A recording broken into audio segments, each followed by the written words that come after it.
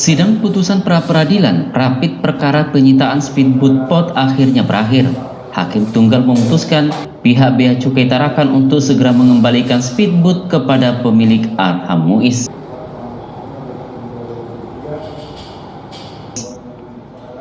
Hakim tunggal sidang pra-peradilan terkait kejelasan hukum perkara speedboat pot ditahan Bea Cukai Tarakan yang mengangkut 17 koli balpres asal Tawau, Malaysia.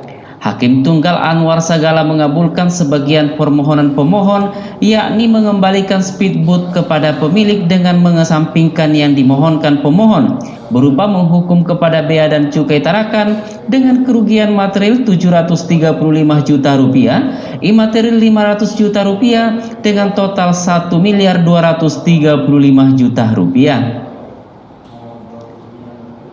Kuasa hukum Arham Muiz Marihot GT Sihombing mengatakan pihaknya mengapresiasi keputusan hakim dan kerja keras semua pihak. Terkait ganti rugi, tim kuasa hukum akan segera mengkaji hasil putusan tersebut. Menurutnya, hal ini belum cukup dan akan diupayakan langkah hukum selanjutnya.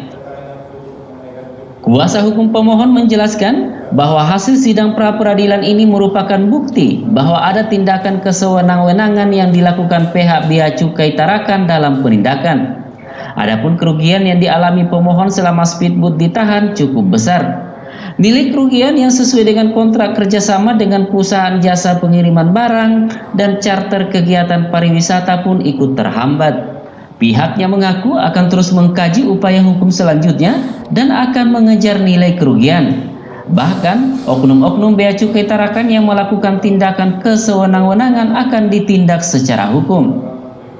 Diketahui pada saat pembacaan putusan sidang pra-peradilan tidak satupun pihak Bea Cukai Tarakan yang hadir.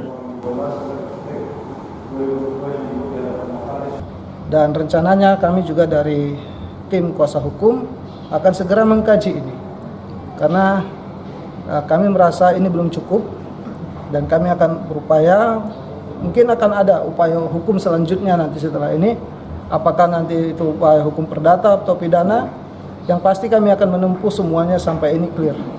Otomatis sejak speed ditahan dari Januari sampai pra-peradilan ini kita ajukan, ini kan speed tidak beroperasi sehingga tidak ada pemasukan. Kalau ini beroperasi setiap harinya kan ada pemasukan. Kalau dikalkulasi sekian sebagaimana yang kita sampaikan dalam permohonan kerugian klien kami. Dan ini belum terrealisasi dalam permohonan pra-peradilan.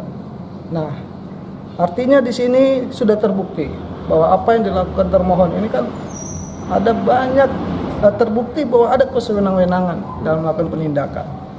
Nah, makanya kami akan tetap melakukan upaya hukum, apakah itu perdata atau pidana, sampai semua ini clear dan klien kami betul-betul mendapatkan keadilan.